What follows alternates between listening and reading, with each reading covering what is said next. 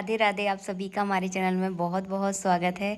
आज के वीडियो में आप सभी के साथ शेयर करूंगी साल की सबसे बड़ी एकादशी यानी निर्जला एकादशी की पूजा विधि। किस तरह से आप निर्जला एकादशी पर जो है ना पूजन किया जाता है। तो निर्जला एकादशी वाले दिन सुबह जल्दी उठें और धुले हुए वस्त्र पहनकर आपको तैयार होना है। उसके बाद जो है ना करनी है आपको पूजा। पूर्व दिशा की ओर मुख करके बैठ जाएं। एक चौकी या पटा ले लें, उसके ऊपर आप बिछा लें पीले कलर का साफ सुथरा कपड़ा आपको बिछाना है। नया है तो नया बिछा सकते हैं, अगर पहले से कोई कपड़ा यूज़ कर रहे हैं आप पूजा में उसे भी जो है ना आप बिछा सकते हैं। इसके बाद जो है ना हम यहाँ पर तिली से आसन देंगे। तिली के आसन के ऊपर सबसे पहले जो है ना मैंने यहाँ पर दीपक को विराजमान किया है।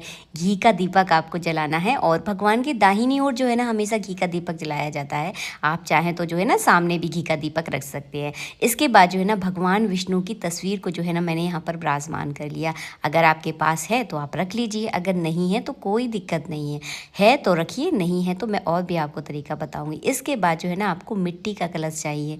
मिट्टी का आप कोरा कलश लेकर आए, इस बात का आप ध्यान रखें। छोटा बड़ा आप अपने हिसाब से ले सकते हैं, मैंने मीडियम साइज का लिया है यहाँ पर। इसके बाद जो है ना आपको इसमें जो है ना ऊपर इस तरह से जो है ना कलावा आपको बांधना है। इसके बाद जो है ना इस पर आप स्वास्तिक बना ले, चंदन से भी बना सकते हैं, तो चंदन या हल्दी से जो है ना स्वास्तिक आप इस पर जरूर बना देना। इसके बाद इस कलश में जो है ना भरा जाता है मीठा शरबत।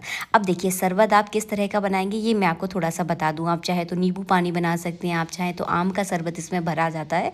तो आपको देखिए जो आपको सरल लगे, संभव हो सके उसी हिसाब का शरबत जो है ना, आपको कई तरह के शरबत के ऑप्शन मुझसे भी जाना आते होंगे, तो बस इसमें जो है ना भरा शरबत ही जाता है। आज के दिन जो है ना मटके में शरबत भरने का ही शगुन होता है, तो इसमें जो है ना आप शरबत ही भरें। इसके बाद जो है ना इसके ऊपर एक कलसा भी आता है, मतलब कलसा नहीं कटोरी टाइप की आती है, वो इसके ऊपर रखी जाती है। उसके ऊपर रखा जाता है फल, जैसे कि देखिए मैंने यहाँ पर आम रख दिया है। तो इस तरह से जो है ना आपको कलश तैयार करना है। कोई चीज़ समझ में नहीं आए तो मुझे कमेंट कर देना, मैं वहाँ पर रिप्लाई करूँगी। इसके बाद जो है ना सबसे पहले आपको गणेश जी को स्नान कराना है। गणेश जी को स्नान कराने के बाद अपने छोटे से नन्हे मुन्ने गोपाल जी को स्नान जो है ना आप ज़रूर कराएं। इस दिन पंचामृत से स्नान करा सकते हैं, कच्चे दूध से उनका अभिषेक कर सकते हैं, गंधोदक स्नान करा सकते हैं, तरह तरह के स्नान है। तो आज के दिन बढ़िया से वस्त्र पहनाएं और बढ़िया से जो है ना उनका श्रृंगार करें। स्नान कराने के बाद अंग पोषण कर रही हूँ मैं यहाँ पर, तो धीरे हल्के हल्के हाथों से भगवान का अंग पोषण करें। इसके बाद जो है ना आपको इत्र लगाना है। साथ के साथ जो है ना अगर आपके पास तस्वीर है ना भगवान की, तो उनका भी जो है ना इसी तरह से आपको पूजन करना है। देखिए हाथों से मैंने इस तरह से इत्र लगा दिया है। अगर तस्वीर थोड़ी सी गंदी है तो गीले कपड़े से जो है ना आप उसको पोंछ लें। इसके बाद जो है ना हम यहाँ पर भगवान को लगा रहे हैं चंदन का तिलक। सभी का साथ के साथ आपको पूजन करना है, गणपति जी का, कलश का, और भगवान विष्णु की तस्वीर का, लड्डू गोपाल का, सब पर जो है ना इस तरह से तिलक लगाएं, जैसे कि मैं आपको वीडियो में दिखा रही हूँ। और हाँ, चावल भूलकर भी मत लगाना, इस पूजा में चावल एकदम निषेध होते हैं। आप यहाँ पर तिली का प्रयोग करें, जैसे कि देखिए हम यहाँ पर तिली का प्रयोग कर रहे हैं। और एक बात और बताना चाहूँगी, भूल गई थी आपको शुरू में बताना, कलश के नीचे थोड़ी सी तिली आप ज़रूर रखें। डायरेक्ट ज़मीन पर जो है ना कलश कभी रखा नहीं जाता, तो मैंने यहाँ पर तिली के थोड़े से दाने जो है ना ज़रूर रखे थे। आप ज़रूर रखें, बिना उसके कभी नहीं रखा जाता। इसके बाद जो है ना यहाँ पर तुलसी से भगवान का आज के दिन अर्चन आप ज़रूर करें। तो थोड़ी सी तिली और थोड़ी सी तुलसी के पत्ते इस तरह से लेकर जो है ना भगवान विष्णु का अर्चन करें। इससे जो है ना आपको परम पुण्य की प्राप्ति होती है। भगवान विष्णु को प्रसन्न करने का ये सबसे सरल और बहुत ही अच्छा उपाय है। इस उपाय को आप एकादशी के दिन ज़रूर किया करें। और हाँ, एकादशी वाले दिन कभी तुलसी नहीं तोड़ी जाती, तो इस बात का ध्यान रखें। एक दिन पहले आप तुलसी तोड़ कर रख लें, वरना बोलोगे दीदी आपने बताया नहीं। तो मैंने आपको पहले ही बता दिया, एकादशी वाले दिन तुलसी नहीं तोड़ी जाती, एक दिन पहले तोड़ कर रखें। इसके बाद तुलसी जो है ना मैंने भगवान विष्णु पर यहाँ पर अर्पित कर दी है। फूल चढ़ा दें, माला लेकर आए हैं तो आप माला अर्पित कर दें। और देखिए ये है कच्ची कैरी, इसी की प्रधानता जो है ना आज के दिन सबसे ज़्यादा होती है। इसी कच्ची कैरी का टुकड़ा अपने मुंह में रखकर जो है ना इस व्रत को किया जाता है, तभी जो है ना आपको परम पुण्य की प्राप्ति होती है। और हाँ, कच्ची कैरी का जो टुकड़ा आप अपने मुंह में रखते हैं, इसका जूस आपको लीला नहीं होता, यही होती है तपस्या। तो आज के दिन जो अगर आप ऐसा कर सकते हैं तो आप करें, अगर नहीं हो पा रहा है तो हाथ जोड़कर भगवान से प्रार्थना करें कि हम पर जो है ना इतनी शक्ति नहीं है और हम जो है ना नहीं कर पाएंगे। जाएंगे। तो कच्ची कैरी जो है ना आज के दिन आज भगवान विष्णु को आप अर्पित ज़रूर करें। कलश पर आम या खरबूजा आप रख सकते हैं, दो में से कोई एक फल आप रख सकते हैं। अगर आपके यहाँ आम या खरबूजा नहीं मिलते तो आपके यहाँ जो फल मिलता है वो आप चढ़ा सकते हैं। इसके बाद जो है ना हमने यहाँ पर अबरक, सिंदूर, गुलाल, हल्दी, फूल पुष्प में लगाकर जो है ना इस तरह से अर्पित कर दिया है। तो आप चाहें तो इस तरह से भुरक भी सकते हैं, लेकिन ये जो तरीका है जो ना सबसे बढ़िया है, इससे मतलब सुंदरता ज़्यादा आ जाती है। तो आपको जो ठीक लगे ना आप उस हिसाब से कर सकते हैं।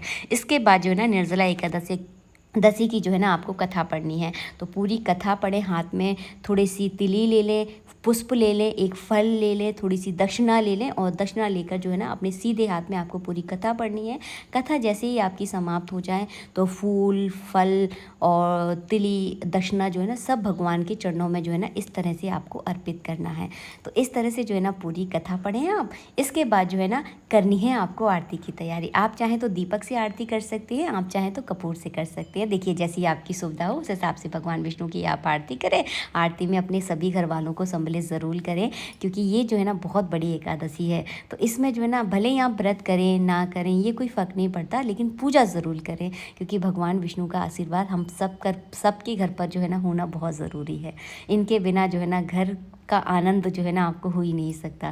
तो इस तरह से जो है ना इसके बाद जो है ना जल का इस तरह से आप अर्घ दे दें। और हाँ, जल के अर्घ के छींटे सभी घर वालों पे पड़ना चाहिए, इस बात का ज़रूर ध्यान रखिए। शाम के समय जो है ना इस कलश को दान किया जाता है। आप चाहे तो अपने घर के आसपास जो भी मंदिर है वहाँ पर जाकर इस कलश को दान कर आएँ। इस पर जो है ना दक्षिणा ज़रूर रख लेना, 11 रुपये, 21 रुपये, 51 रुपये, जो देखिए आपकी सुविधा हो उस हिसाब पर दक्षिणा ज़रूर रखना, ताकि अगर कोई छोटी मोटी कमी पेशी रह जाती है ना तो दक्षिणा उसकी पूर्ति कर देती है। व्रत को करना आपको कब तक होता है? देखिए वैसे तो व्रत जो है ना 24 घंटे का होता है। अगर आप पर व्रत इतना ज़्यादा नहीं रखा जा रहा है, क्योंकि ये निर्जल व्रत होता है, इसमें प्यास जो है ना लगने लगती है। गर्मी के 9 तपा जो है ना इस समय चल रहे होते हैं, बहुत ज़्यादा गर्मी होती है, भीषण वाली गर्मी पड़ती है ये। तो आपको क्या करना है, इस कलश को दान करने के बाद शाम के समय जो है ना आप शरबत पीकर अपना व्रत पूरा कर सकते हैं। और हाँ, आज के दिन जो है ना बीजना से भगवान की हवा ज़रूर करें। एक बीजना जो है ना मंदिर में आपको दान ज़रूर करना है, क्योंकि बाँस को दान करने से जो है ना आपके जीवन में वृद्धि होती है, क्योंकि बाँस जो है ना वृद्धि का सूचक है और दान करने से जो है ना हर चीज़ जो है ना बढ़ती है। तो आपको जो है ना बीजना ज़रूर दान करना है। मैंने पूजा में नहीं दिखाया इसीलिए क्योंकि मेरा जो है ना पुराना बीजना है, आपको नया बीजना लेकर आना है। यूज़ करा हुआ बीजना आपको दान नहीं करना है, तो नया बीजना जो है ना आप लेकर आएँ। वीडियो अच्छा लगा होगा, वीडियो पसंद आया तो प्लीज़ वीडियो को लाइक ज़रूर कर लेना। मिलेंगे आप सबसे नेक्स्ट वीडियो में। कहीं कोई चीज़ अगर समझ में नहीं आई है ना तो मुझे कमेंट कर देना, मैं वहाँ पर आपको रिप्लाई ज़रूर करूँगी। जय श्री राधे मित्रों, राधे राधे। आप सभी को निर्जला एकादशी की हार्दिक शुभकामनाएं। राधे राधे।